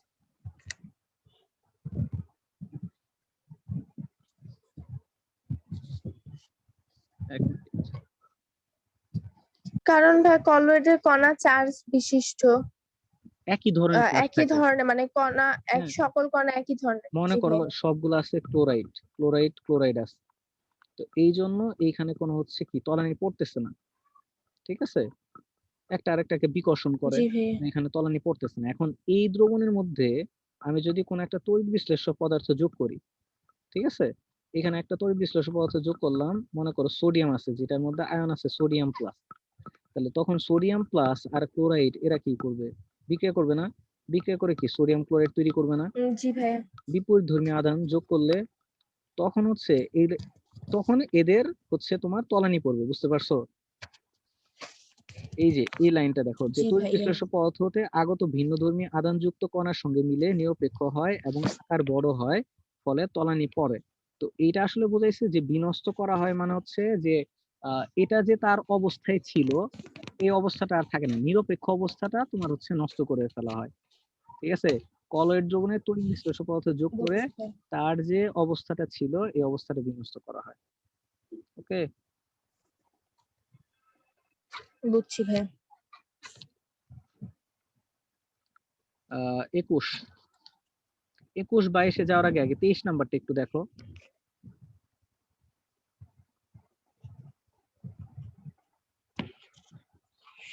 ইমালশন। একটি তরল পদার্থের মধ্যে সম্পূর্ণভাবে অমিশ্রণীয় অপর একটি তরল পদার্থ ক্ষুদ্র ক্ষুদ্র বিন্দু আকার যার ব্যাস 100 থেকে 1000 মিলিমিটার বা 10⁻⁻5 সেন্টিমিটার থেকে 10⁻⁻5 সেন্টিমিটারের মধ্যে বিস্তৃত থাকে যে কলয়েড সিস্টেম গঠন করে তাকে ইমালশন বলে। আচ্ছা, এখন কথা হচ্ছে যেমন ইমালশনের একটা প্রকৃত তোমাকে এক্সাম্পল দেই, সেটা হচ্ছে তেল আর জল আছে না, তেল আর জল, জি ভাইয়া। মানে পানির মধ্যে তেল যদি দেওয়া হয়, oil in water, oil plus water, তো এটা হচ্ছে ইমালশন, একটা প্রকৃত ইমালশনের উদাহরণ, অয়েল ওয়াটার। ওকে, তারপরে মাখন, জি ভাইয়া। মাখন এটা হচ্ছে একটা ইমালশন, যেমন পানির মধ্যে তেল, হুম। এটা হচ্ছে একটা ইমালশন। জি ভাইয়া, জীবনও বলবে না। হ্যাঁ, কখনোই মিশবে না, রাইট, এগুলো হচ্ছে জি ভাইয়া। ইমালশন। তারপর হচ্ছে বাটার, বাটার মানে মাখন, তো এটাও একটা ইমালশন। এটাও পানিতে মিশবে না। জি ভাইয়া। আচ্ছা, এরপর দেখো ফুড লেকার, এই সংজ্ঞাগুলো কিন্তু মুখস্থ করতে হবে, আগামী ক্লাস আমাকে জানাবা। ফুড লেকারটা কি? আচ্ছা ভাইয়া, ফুড ক্যানিং কাজে ব্যবহৃত ধাতব ক্যানের ভিতরে প্রলেপ দেওয়ার জন্য উপযুক্ত প্রাকৃতিক অথবা কৃত্রিম ভাবে তৈরি করা ফেনলিক ইপক্সি। ইপক্সি অথবা ভিনাইল রেজিনের দ্রবণকে বলা হয় ফুড লেকার। হ্যাঁ, তোমার হচ্ছে কৌটাজাতকরণ করে না, মানে কৌটার ভেতরে খাবার রাখে না, ফুড জি ক্যানিং ভাইয়া। বলে। হ্যাঁ, ফুড ক্যানিং বা হচ্ছে খাদ্য কৌটাজাতকরণ যেটাকে বলে। তো দেখবা যে যেগুলা কৌটার ভেতর দেয়া থাকে, মানে এগুলা তো থাকে ধাতব কৌটা, তো এই কৌটার ভেতরের যদি তুমি ভেতরে যদি হুম। দেখো, এইখানে কিন্তু একটা প্রলেপ দেয়া থাকে, ঠিক আছে, একটা প্রলেপ দেয়া থাকে, এই প্রলেপটাকে জি বলা হয় ভাইয়া, ফুড লেকার। বুঝছি ভাইয়া। 22 নম্বর, এক্সজস্টিং। অ্যাডজাস্টিং খাদ্যবস্তু ও ক্যানিং তরল ভর্তি কৌটাকে উত্তপ্ত করে এর ভিতরের সমস্ত বায়ু বা অক্সিজেন বের করা হয়, প্রক্রিয়াকে বলা হয় অ্যাডজাস্টিং। এটা খুবই ইম্পর্টেন্ট। হ্যাঁ, এক্সজস্টিংটা কি? এক্সজস্টিংটা পাবো হচ্ছে ওই যে আমরা খাদ্য কৌটাজাতকরণ যখন করব তখন পাবো। খাদ্য কৌটাজাতকরণ যখন করা হয় তখন খাদ্যের ভেতরে ইয়েতে কৌটার ভেতরে খাবারটা রেখে কৌটার ভেতরে যে বায়ুগুলা থাকে বা অক্সিজেন গুলা থাকে, এই সমস্ত বায়ু বা অক্সিজেন গুলা বের করে নেওয়া হয়, হুম। ঠিক আছে, মানে বায়ু শূন্য করে ফেলা হয়। বায়ু শূন্য জি করলে ভাইয়া। এই প্রক্রিয়াটাকে বলা হয় এক্সজস্টিং। আর বুঝতে পেরেছো? জি ভাইয়া, বুঝছি। আমাকে একটু বলতে পারবা যে ওর ভেতরে যদি বায়ু থাকে তাহলে সমস্যা কি হবে? কারণ ভাইয়া বায়ু থাকলে তো আমার হচ্ছে খাদ্যদ্রব্য মানে যেগুলো ধরেন খাদ্যদ্রব্যগুলো নষ্ট হয়ে যায় না বায়ুতে, বায়ুর সংস্পর্শে আসলে। কারণ হচ্ছে দেখো, বায়ু মানে কি? অক্সিজেন না? আর অক্সিজেন মানে হ্যাঁ হচ্ছে কি? ভাইয়া। জারণ। এখন যদি তুমি খাবারের জারণ, জি ভেতরে যদি ভাইয়া। অক্সিজেন থাকে, বায়ু থাকে, তখন বিভিন্ন ধরনের অণুজীব বা ব্যাকটেরিয়া ওই অক্সিজেন গুলাকে ব্যবহার করে জারিত করে ফেলবে, মানে খাদ্যটাকে পচাই ফেলবে, বুঝছো? এই জন্য ওই জি কোটাগুলো ভাইয়া, হচ্ছে বায়ু শূন্য করে ফেলা হয়। বুঝছি ভাইয়া। আচ্ছা, এরপরে পড়ো সিলিং। অ্যাডজাস্টিং শেষে কৌটার মুখ ভালোভাবে বন্ধ করা হয়, একে বলে সিলিং। হ্যাঁ, ওই যে বলে না যে সিলগালা করে দিছে, মানে আটকাই দেয়া আর কি ব্যাপারটা। বুঝছি। তো খাদ্য কৌটাজাতকরণ করা হবে যখন, তখন এক্সজস্টিং করা শেষ হইলে তখন খাদ্যের কৌটার মুখটা ভালোভাবে বন্ধ করে দেওয়া হয়, এই জিনিসটাকে বলা হয় সিলিং। রিটর্টিং। আচ্ছা, সিলিং করার পর ফুটন্ত পানিতে ফল বা সবজির কৌটাকে 100 ডিগ্রি সেলসিয়াসে 30 মিনিট উত্তপ্ত করা হয়। তখন এটা কি লিখছেন ভাই? ব্যাকটেরিয়ার স্পোর বিনষ্ট হয়। এ পদ্ধতিকে রিটর্টিং। রিটিং রিটর্টিং। বলে। রিটর্টিং বলে, রিটর্টিং। রিটর্টিং। এখন রিটর্টিং ব্যাপারটা বুঝছি বলি, ভাই। তুমি হচ্ছে বোটানিতে পড়ে থাকার কথা যে ব্যাকটেরিয়া যে বংশ বিস্তার করে, এখানে কিন্তু জি ওই ভাইয়া। এদেরকে বলে স্পোর। স্পোরঞ্জিয়াম নাম শুনছিলা? স্পোরঞ্জিয়াম, অনেকগুলো স্পোর একসাথে থাকলে এটাকে বলে স্পোরঞ্জিয়াম, স্পোর। জি ভাইয়া। হ্যাঁ, ব্যাকটেরিয়ার যে হচ্ছে তোমার ভ্রূণ, এদেরকে বলা হয় স্পোর বলা হয়। ব্যাকটেরিয়ার স্পোর বলা হয় স্পোরঞ্জিয়াম বা স্পোরেঞ্জিয়াম মানে হচ্ছে অনেকগুলো স্পোর একসাথে থাকলে এটাকে স্পোরেঞ্জিয়াম বলে, আর ভ্রূণগুলোকে বলা হয় স্পোর বলা হয়। তো আমি এই যে সিলিংটা করলাম, বুঝছি খাদ্য ভাইয়া। যে কোটাজাত করলাম, করার পরে এটা ফুটান্ত পানিতে তখন হচ্ছে এই কোটাটাকে 100°C তাপমাত্রায় 30 মিনিট উত্তপ্ত করা হয়। এই প্রক্রিয়াকে বলা হয় রিটর্টিং। ওকে, ওকে ভাইয়া। আচ্ছা ঠিক আছে। তো ওই জিনিসগুলাই আবার হচ্ছে এখানে লেখা আছে, হ্যাঁ, BHT, BHA, TBHQ, malt, food liquor. আচ্ছা, এরপর এইখানে খেয়াল করো, এই যে টেলকম পাউডারের মূল উপাদান হচ্ছে টেলক, টেলক, হ্যাঁ, টেলক, টেলকের সংকেতটা ওকে মাথায় ভাইয়া। রাখতে হবে। তারপর হচ্ছে গ্লাস ক্লিনারের মূল উপাদান হচ্ছে অ্যামোনিয়া, NH3। অ্যামোনিয়া, জি ভাইয়া। আচ্ছা, এই যে হার্ডি সুলজের সূত্র, এটা ইম্পর্টেন্ট, হার্ডি সুলজের সূত্র ইম্পর্টেন্ট।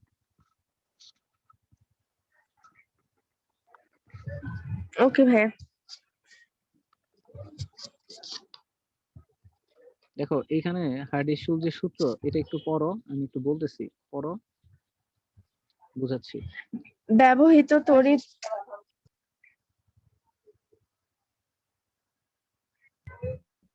ব্যবহৃত তড়িৎ বিশ্লেষণের যে আয়নগুলো কলয়েড কণার বিপরীত আধানযুক্ত, তারাই সকলকে আচ্ছা আমি একটু তারাই বলতেছি, ভাই এটা আমি কি বলি। আচ্ছা। ব্যবহৃত তড়িৎ বিশ্লেষণের যে আয়নগুলো কলয়েড কণার বিপরীত আধানযুক্ত, হ্যাঁ, তারাই মানে বিপরীত আধানযুক্ত, সেগুলা হচ্ছে তোমার কোয়াগুলেশন করার জন্য কার্যকরী বা দায়ী। ব্যবহৃত তড়িৎ বিশ্লেষে যে আয়নগুলো কলয়েড কণার বিপরীত, সেগুলো কোয়াগুলেশন করার জন্য কার্যকরী বা দায়ী। আমি এখন একটু বলি হার্ডি সুলজের সূত্রটা কেন ব্যবহার করা হয়। এখন একটা জিনিস খেয়াল করো, যে এই যে আমাদের যে দুধ আছে, দুধ, এই দুধকে আমি যখন জমাট বাঁধাই, তখন এই প্রক্রিয়াটাকে বলা হয় কোয়াগুলেশন। দুধ থেকে মাখন যখন বানানো হবে, ঠিক আছে, তখন এটাকে কোয়াগুলেশন করা হবে। কোয়াগুলেশন, কোয়াগুলেশন মানে হচ্ছে জমাট বাঁধানো, কোয়াগুলেশন মানে জমাট বাঁধানো। তো দুধকে জমাট বাঁধিয়েই তো তারপরে মাখন বানানো হবে, তাই না? এখন দুধকে যখন কোয়াগুলেশন করা হয় বা জমাট বাঁধানো হয়, তখন এই কোয়াগুলেশন করার সময় এই হার্ডি সুলজের সূত্রটা ব্যবহার করা হয়। খেয়াল করো, নরমালি তোমার হচ্ছে দুধ, নরমালি দেখো দুধ তোমার হচ্ছে জমাট বাঁধতেছে না। কারণ কি? এটা একটা কলয়েড, দুধ হচ্ছে একটা কলয়েড, দুধ হচ্ছে কি একটা কলয়েড। আর আমরা জানি যে কলয়েড কি হয় না, জমাট বাঁধে না। কেন বাঁধে না? আমরা বলছিলাম কেন বাঁধে না।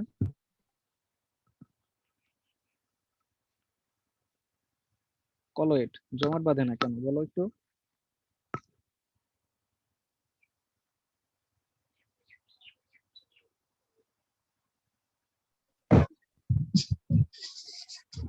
কারণ ভাই কলয়েড একই চার্জ, মানে সবগুলা চার্জ সমান। ভেরি গুড, কলয়েড, কলয়েডে একই ধরনের চার্জ থাকে, দ্যাটস ওয়াই কলয়েড হচ্ছে জমাট বাঁধে না। এখন আমি যদি জমাট জি বাঁধাইতে ভাই। চাই, তাহলে আমার কি করতে হবে? তাহলে বিপরীত আধানযুক্ত চার্জ দিতে হবে, বিপরীত চার্জ দিতে হবে না? জি ভাইয়া। ওকে, সো এইখানে এই হার্ডি সুলজে বলতেছে যে ব্যবহৃত তড়িৎ বিশ্লেষের যে আয়নগুলো কলয়েড কণার বিপরীত আধানযুক্ত, সেগুলো কোয়াগুলেশন করার জন্য কার্যকরী। ধরো আমি বললাম যে দুধের মধ্যে ঋণাত্মক আয়ন আছে, নেগেটিভ আয়ন আছে। এখন আমি এর মধ্যে একটা তোমার হচ্ছে তড়িৎ বিশ্লেষ্য ব্যবহার করলাম, যার মধ্যে কি আছে, পজিটিভ আয়ন আছে। এই পজিটিভ আয়ন গুলা এই নেগেটিভ আয়নের সাথে মিলে কোয়াগুলেশন করবে বা জমাট বাঁধাবে। বুঝতে পারছো? জি ভাইয়া, বুঝছি। এই কথাটাই উনি বলছে, খুবই সিম্পল একটা কথা বলছে। 2 নাম্বারটা কি বলছে দেখো। কোন তড়িৎ বিশ্লেষ্য পদার্থের কোয়াগুলেশন করার ক্ষমতা আয়নের চার্জ বা যোজ্যতার সাথে সমানুপাতিক, অর্থাৎ আয়নের চার্জ বা যোজ্যতা যত বেশি হবে কোয়াগুলেশন ক্ষমতা তত বেশি হবে। রাইট, অ্যালুমিনিয়াম 3+ যত কার্যকর হবে, ম্যাগনেসিয়াম 2+ তত কার্যকর হবে না। ম্যাগনেসিয়াম 2+ এর তুলনায় না অ্যালুমিনিয়াম ভাইয়া। 2+ এর কার্যকারিতা বেশি। বুঝতে পেরেছো? জি ভাইয়া। এই তো এটাই হার্ডি-সুলজের সূত্র। ওকে, ওকে ভাইয়া। আচ্ছা এই যে এই প্রশ্নটা আসে, এই প্রশ্নটা তোমার হচ্ছে বোর্ডেও আসে।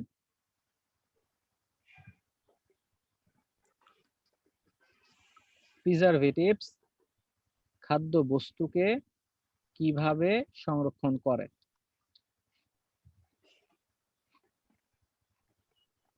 বুঝছি ভাইয়া।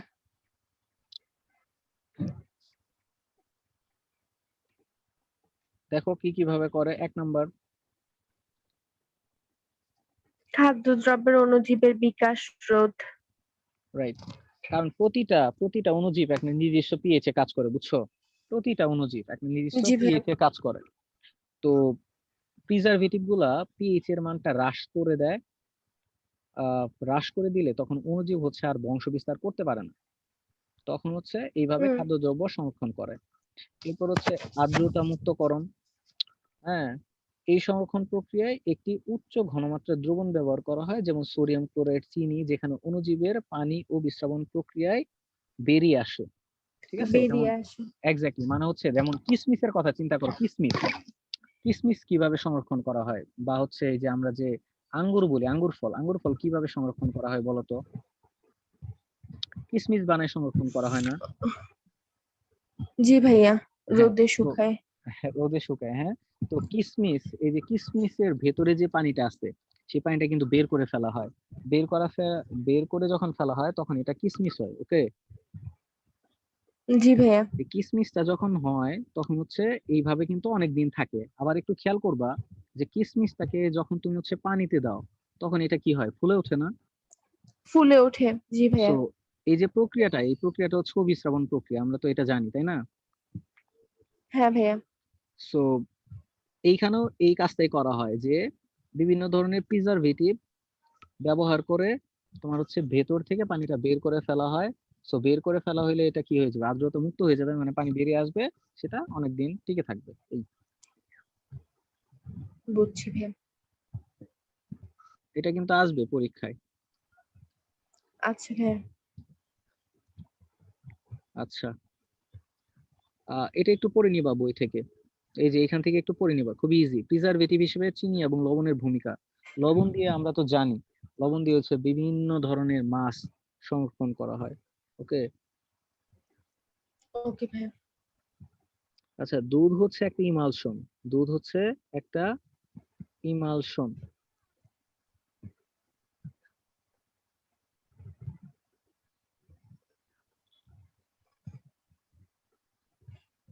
এমসিকিউ তে আসতে পারে। দুধ কি? দুধ হচ্ছে এক ধরনের ইমালশন।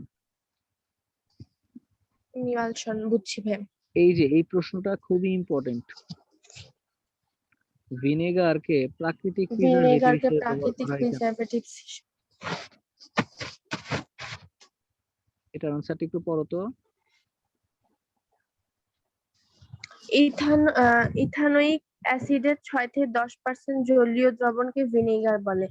ভিনেগারে পিএইচ এর মান 4.74, তাই পিএইচ এ অণুজীবের বংশবৃদ্ধি বাধাগ্রস্ত হয়। অন্যভাবে বলা যায় যে অম্লীয় পরিবেশে অণুজীব বংশবৃদ্ধি করতে পারে না এবং 6 থেকে 10% আর অ্যাসিটিক অ্যাসিডের অংশটি নাকি অ্যাসিটিক লিখছেন অ্যাসিডের ভাইরা? হ্যাঁ, অ্যাসিটিক অ্যাসিডের অ্যাসিডের তারপরে জলীয় কি দ্রবণ। লিখছেন ভাই? আচ্ছা আমি একবার পড়ি। অ্যাসিডের জলীয় দ্রবণ। হ্যাঁ, জলীয় আচ্ছা ভাই। দ্রবণ মানব স্বাস্থ্যের জন্য ক্ষতিকর নয়, তবে এই পদ্ধতিতে অ্যাসিটিক অ্যাসিড অণুজীব ধ্বংস করে খাবারকে দীর্ঘদিন সংরক্ষণ করতে পারে। অপরদিকে যে সকল পদ্ধতি আছে সেগুলোর মাধ্যমে খাবার বেশি দিন সংরক্ষণ করা যায় না। এ কারণেই ভিনেগার প্রাকৃতিক প্রিজারভেটিভ হিসেবে ব্যবহার করা হয়। আমি একটু বলি, খুবই সিম্পল একটা বিষয়, যে অণুজীব বা ব্যাকটেরিয়া, ভাইরাস একটা নির্দিষ্ট পিএইচ এ বংশ বিস্তার করে, ঠিক আছে? তো জি ভাই। ভিনেগার হচ্ছে এক ধরনের প্রিজারভেটিভ। প্রিজারভেটিভ গুলা কি করে? প্রিজারভেটিভ গুলা তোমার হচ্ছে খাবারের পিএইচটাকে কমায় দেয়। সো কমায় যদি দেয় তখন হচ্ছে ওইখানে ব্যাকটেরিয়া, ভাইরাস এরা বংশ বিস্তার করতে পারে না। যেমন ইথানোয়িক অ্যাসিডের বুঝছি। পিএইচ বা ভিনেগার যেটাকে আমরা বলি, এটার পিএইচ হচ্ছে 4.74, হুইচ ইজ ভেরি লো। হ্যাঁ লো, অনেক বেশি কম। সো এই পরিবেশে তোমার হচ্ছে ব্যাকটেরিয়া ভাইরাস গুলা বংশ বিস্তার করতে পারে না, ঠিক আছে। সো ব্যাকটেরিয়া ভাইরাস ওকে বংশ বিস্তার করতে না পারলে খাবারগুলো সংরক্ষিত হয়। এই এটা আচ্ছা ভাইয়া। এই এরপর হচ্ছে এক্সস্টিং, একটু আগে আমরা পড়ে আসছিলাম না? হ্যাঁ ভাইয়া। হ্যাঁ, খাদ্য সংরক্ষণে এক্সস্টিং কেন করা হয়? হ্যাঁ, এক্সস্টিংটা মনে আছে? এক্সস্টিংটা কি বলছিলাম?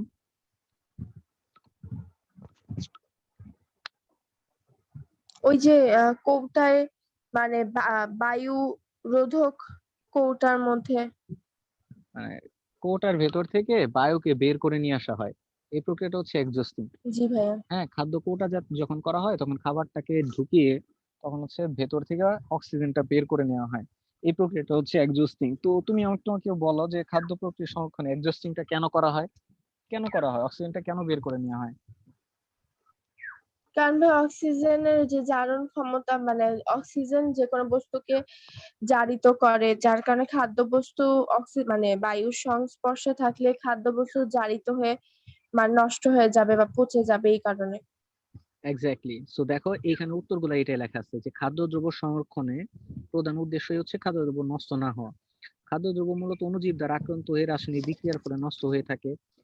বায়ুর অনুপস্থিতিতে অণুজীব সময় বংশ বিস্তার করতে পারে না, ফলে খাদ্যদ্রব্য মানে পচনের হাত থেকে রক্ষা পায়। আবার অক্সিজেনের অনুপস্থিতিতে রাসায়নিক বিক্রিয়া যেমন জারণ ক্রিয়াও ঘটতে পারে না, ফলে খাদ্যদ্রব্য ভালোভাবে সংরক্ষণ করা যায়। সুতরাং খাদ্যদ্রব্য সংরক্ষণে বায়ুর অনুপস্থিতি আবশ্যক, তাই খাদ্য সংরক্ষণে এডজাস্টিং করা হয়। বুঝতে পেরেছো? জি ভাইয়া। আশা করি এগুলা পাওয়া যাবে। পারবো ভাইয়া। ওকে। আচ্ছা, গ্লাস ক্লিনারে কি ব্যবহার করা হয়?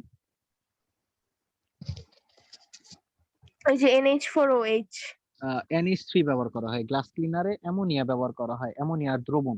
প্রশ্নটা খুবই খুবই খুবই ইম্পর্টেন্ট। গ্লাস ক্লিনারে কি ব্যবহার করা হয়? অ্যামোনিয়ার দ্রবণ। অ্যামোনিয়ার দ্রবণ ব্যবহার করা হয়। এইখানে অ্যাডিশনাল একটা প্রশ্ন আমি তোমাকে বলে দিচ্ছি, সেটা হচ্ছে গ্লাস ক্লিনারে সোডিয়াম হাইড্রোক্সাইড ব্যবহার করা হয় না কেন?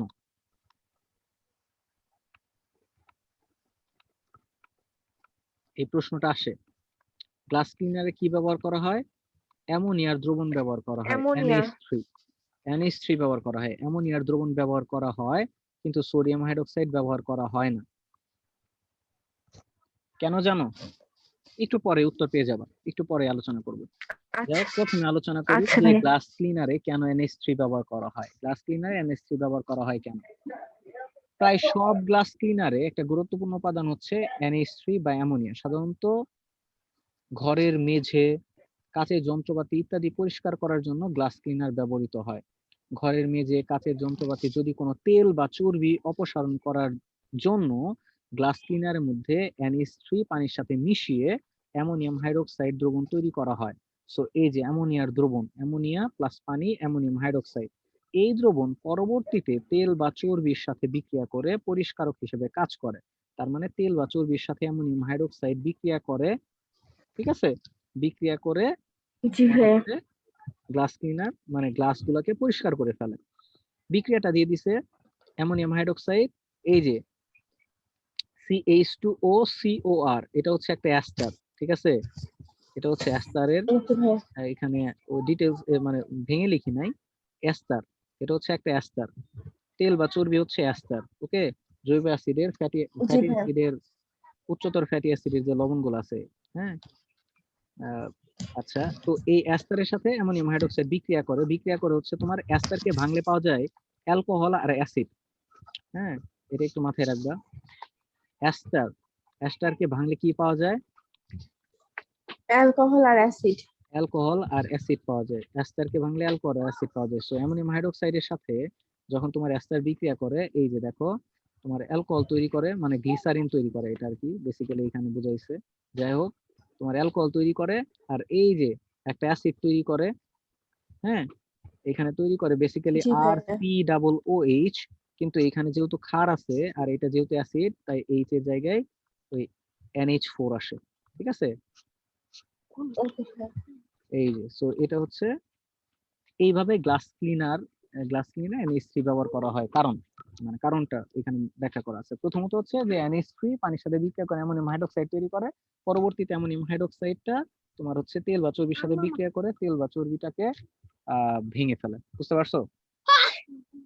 জি জি ভাইয়া বুঝছি। ওকে, এটা কিন্তু খুবই ইম্পর্টেন্ট একটা প্রশ্ন। এই যে দেখো সেকেন্ড কোশ্চেনটা আমি যেটা তোমাকে আলোচনা করলাম, কি বলছে প্রশ্নটা দেখো, খুবই ইম্পর্টেন্ট। গ্লাস ক্লিনারে কস্টিক সোডা ব্যবহার না করে অ্যামোনিয়া ব্যবহার করা হয় কেন? হ্যাঁ, কস্টিক সোডা মানে সোডিয়াম হাইড্রোক্সাইড ব্যবহার করা হয় না। কারণটা কি? কারণটা হচ্ছে গ্লাস যে আছে, গ্লাস, এই গ্লাসগুলা হচ্ছে কি, গ্লাসের একটা উপাদান কি বলতো? Glass silicon silicon dioxide. Silicon dioxide. Very good. So গ্লাসে থাকে সিলিকন ডাইঅক্সাইড। এখন যদি তুমি সোডিয়াম হাইড্রোক্সাইড ব্যবহার করো, তখন এই সিলিকন ডাইঅক্সাইডের সাথে সোডিয়াম হাইড্রোক্সাইড বিক্রিয়া করে সোডিয়াম সিলিকেট তৈরি করে, তার মানে গ্লাসটাকে ভেঙে ফেলে। বুঝছো? জি ভাইয়া এই জন্য হচ্ছে তোমার সোডিয়াম হাইড্রোক্সাইড ব্যবহার করা হয় না, ক্ষয় করে দেয়, গ্লাসটা ক্ষয় করে দেয়। বুঝছি ভাইয়া। এই যে, আর অ্যামোনিয়া ব্যবহার করলে কি হয়, এটা তো একটু আগে দেখে আসলাম কিভাবে কাজ করে। পারা যাবে না? পারবো ভাইয়া। ওকে, এটা কিন্তু খুবই ইম্পর্টেন্ট।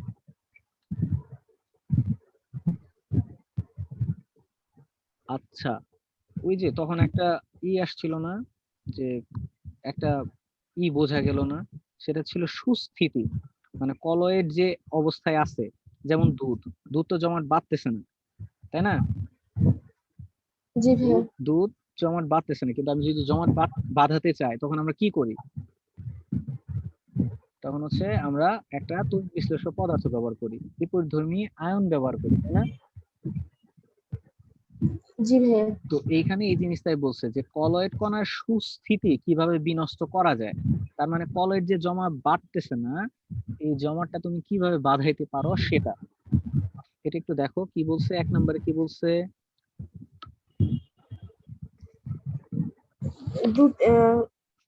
দুটি বিপরীত বিপরীত আধানযুক্ত সব সল, সলকে, সল মানে হচ্ছে, আমি একটু তোমাকে বলি, সলকে। অ্যারোসল নাম শুনছো না? অ্যারোসল, হ্যাঁ ভাইয়া অ্যারোসল মানে হচ্ছে তোমার, অ্যারোসল, অ্যারোসল হচ্ছে তোমার ইয়ের মধ্যে চিন্তা করো, অ্যারোসল বা হচ্ছে ফোম, ফোম আছে না, অ্যারোসল বা জি হচ্ছে ভাইয়া ফোম যেগুলো আছে, অ্যারোসল মানে হচ্ছে তোমার আহ যেমন আমাদের বায়ুমণ্ডলেও কিন্তু অ্যারোসল আছে, রাইট? জি মানে ভাইয়া বিভিন্ন কণার মিশ্রণ আর কি বলে, হ্যাঁ, অ্যারোসল। হুম, বুঝছি ভাইয়া।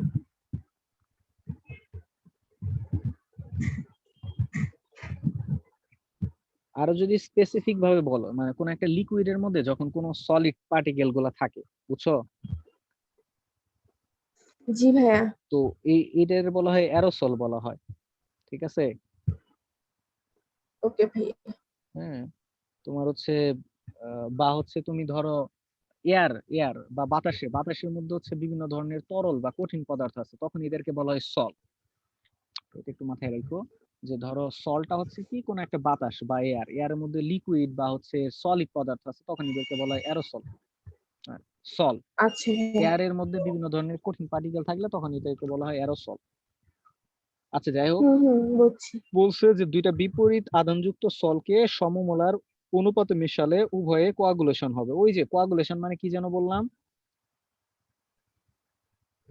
ভুলে গেছি কোয়াগুলেশন।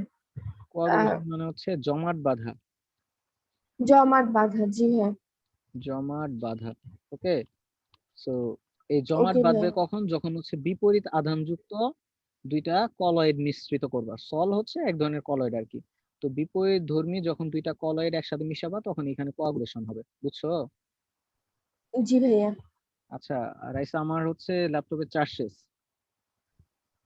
আচ্ছা ভাইয়া